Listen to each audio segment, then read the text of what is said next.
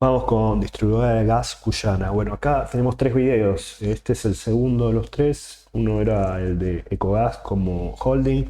Este es de la parte de Cuyana, que es la original, la original. Bueno, vamos a ver algo de lo que presentaron en la audiencia pública, en realidad sobre la descripción de la empresa, esta empresa que tiene 175 localidades abastecidas con 315.226 kilómetros cuadrados en tres provincias como Mendoza, San Juan, San Luis, y con el 11 subdistribuidoras, 232 estaciones de servicio GNC y abarcando 627.399 hogares con cuatro centrales térmicas que abastecen. Mm, Esto, bueno, lo hacen a través de kilómetros, a través de colaboradores, plantas reguladoras, odonizadores, planta comprensora, centros de atención, vehículos y una planta de GLP. ¿Y qué lograron? Desde que firmaron el contrato, que empezaron a trabajar acá, de 76 localidades pasaron a 100 más, 175 aproximadamente, triplicaron más o menos los clientes y los kilómetros de red son 10.000 más de los que tenían antes. Vamos al inicio del ejercicio 2025, que fue un saldo positivo de 8.934 millones.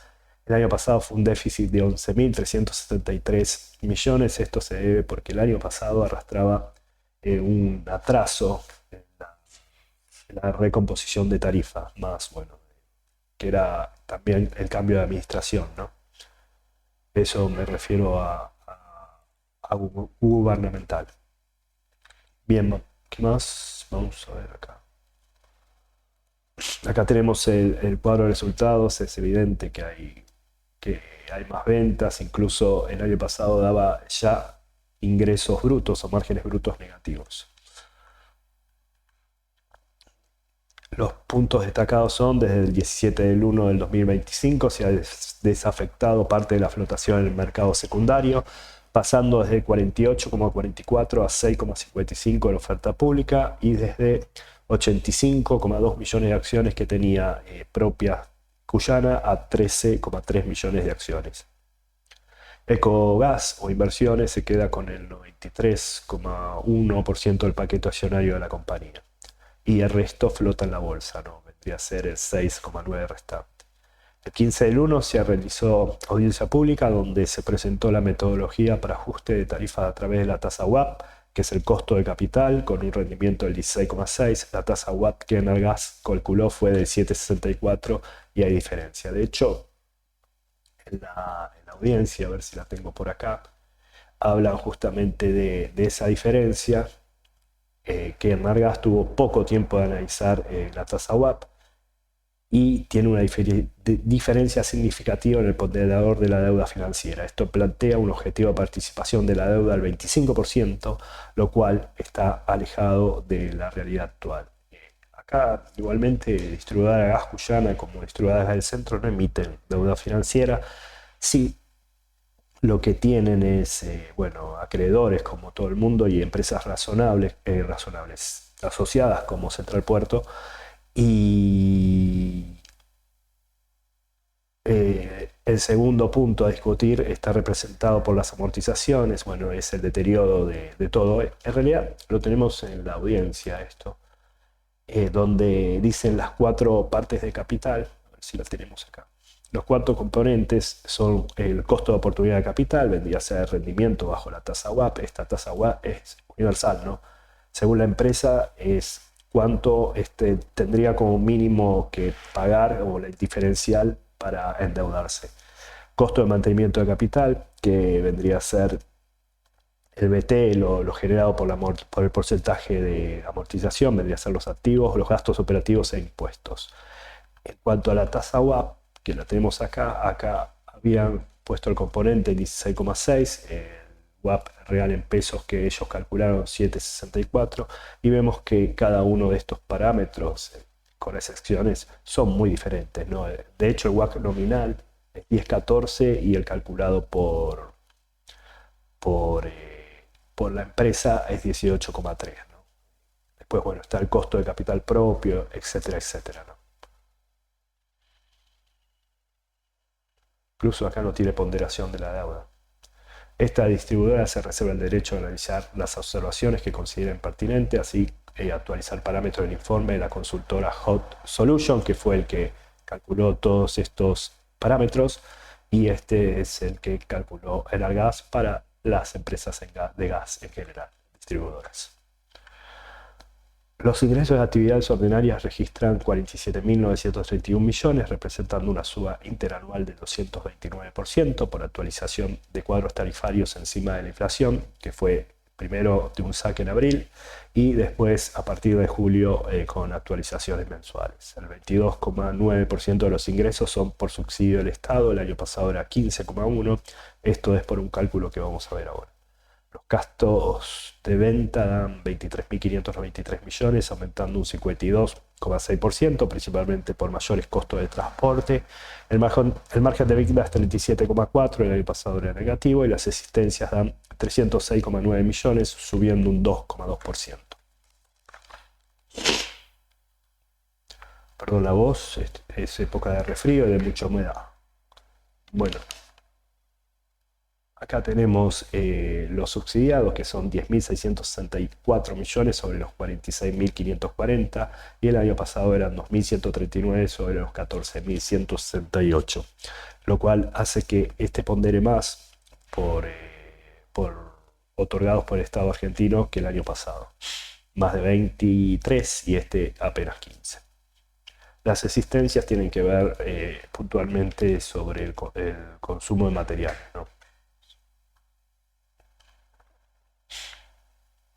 A ver si lo tengo acá. Los inventarios son materiales consumibles. Bueno, el volumen de gas entregado es de 508,15 millones de metros cúbicos, bajando un 0,75 interanual. La cantidad de clientes sube un 1,37 anual. La empresa forma parte del 8,7% del total de consumo anual de la matriz gasífera. Desglosando por despacho, tiene las centrales eléctricas que abastece a 4, como dijimos, suben un 6,7 por aumento de contratos, industriales bajan un 1,2, residenciales se reduce un 1,5 porque la temporada estival, sobre todo el primer trimestre, siempre este número es bajo, pero en el total va a terminar con 30, y GRC bajan un 6,3%.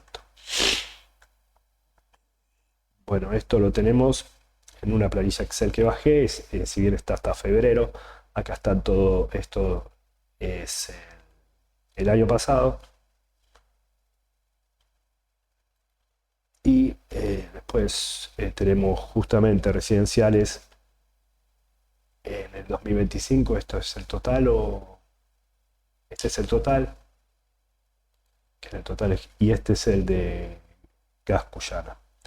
10,4 residenciales, 40,4 centrales eléctricas, que supera a la matriz total, que es 28,6% del total, porque abastece bastante, y 33,3% de la industria.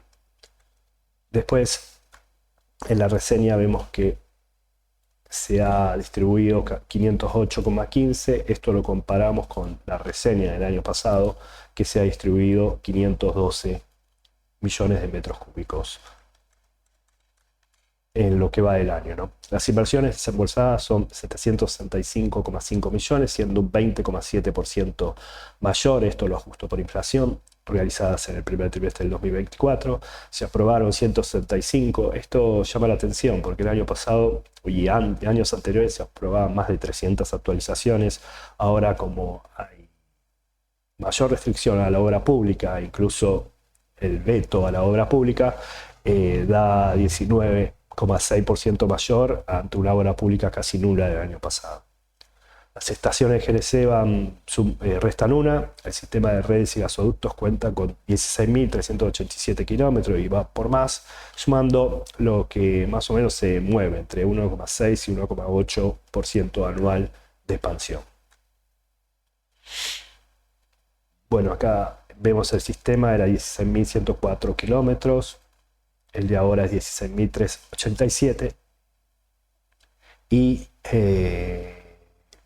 hay 232 estaciones de servicio, ¿no? Las inversiones, como dije, son 765,5 contra 409,5, pero le aplicamos el 54,9% en el interanual, que es la inflación de marzo a marzo.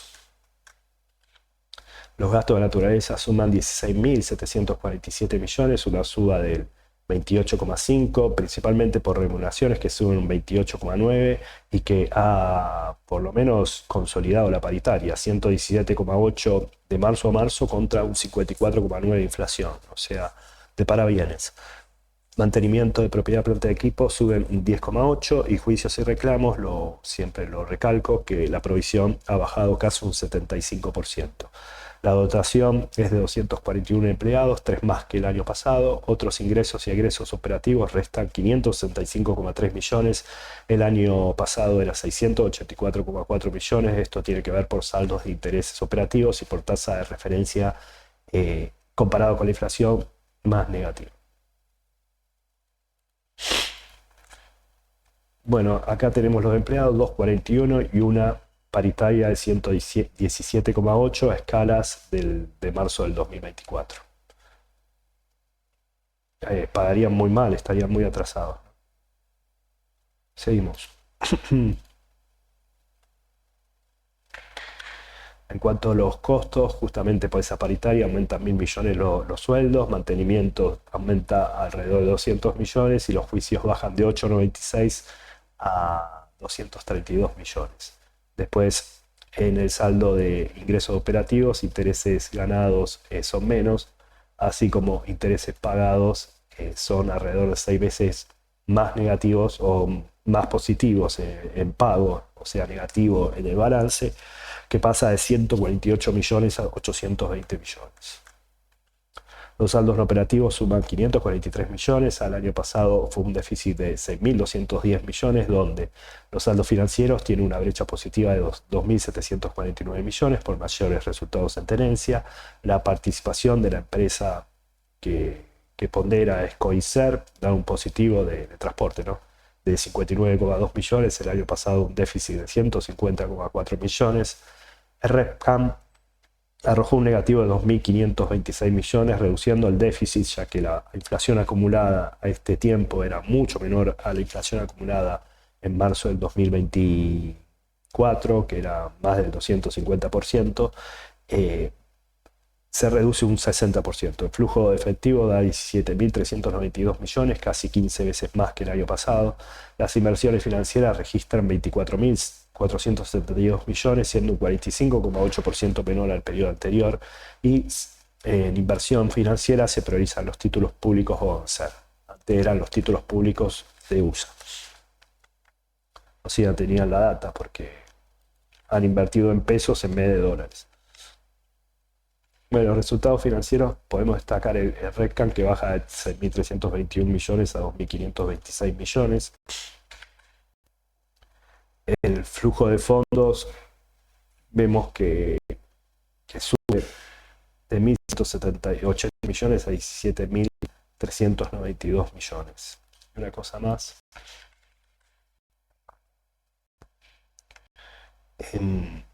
Los ingresos financieros, los resultados por tenencia, también hay una diferencia de 652 millones a una subida de 2.997. El Coiser, que tiene una participación de 30,95, sube su evaluación de 1.044 millones a 1.103 millones gracias al resultado positivo. Y por último, los resultados de tenencia, tenemos que priorizan los títulos de Bonser, igualmente tienen una cuenta de custodia de 4.698 millones en Santander, Miami, pero dejaron de tener letras del Tesoro de USA, que el año pasado, que al principio o a finales del año pasado tenían 27.065 millones.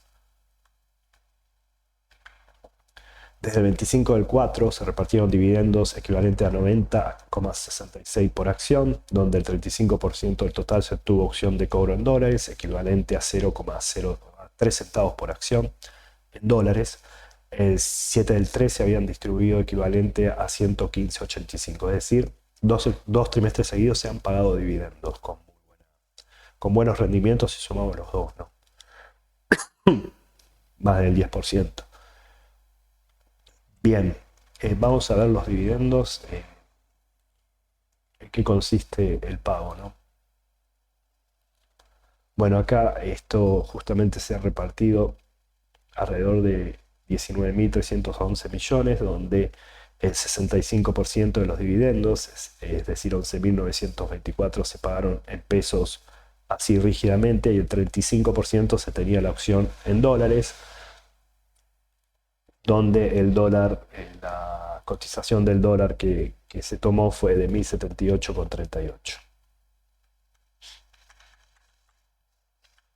La liquidez va de 1,77 a 1,55, la solvencia de 2,73 a 1,83, el valor del libro es 927,5, la cotización 1.465, la capitalización es 2.964, la ganancia por acción es 44,2 y el PER promediado, miren acá, creo que es 15% lo que se repartió en dividendos.